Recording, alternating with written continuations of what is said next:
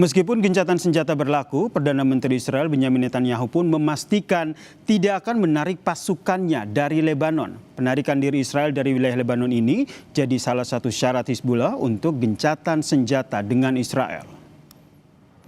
Selain penarikan pasukan, saudara, Netanyahu menegaskan tidak menyetujui syarat dari Hizbullah lainnya, yakni bentuk gencatan senjata damai untuk damai.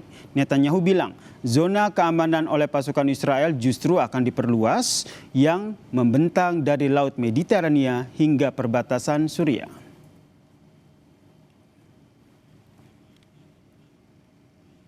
כדי להשיג את הפסקת האש, חיזבאללה התעקש על שני תנאים.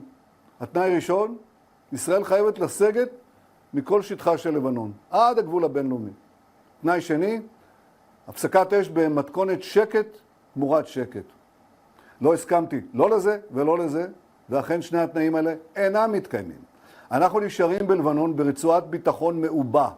זה לא 5 הנקודות שהיו לפני שהגעת הערים.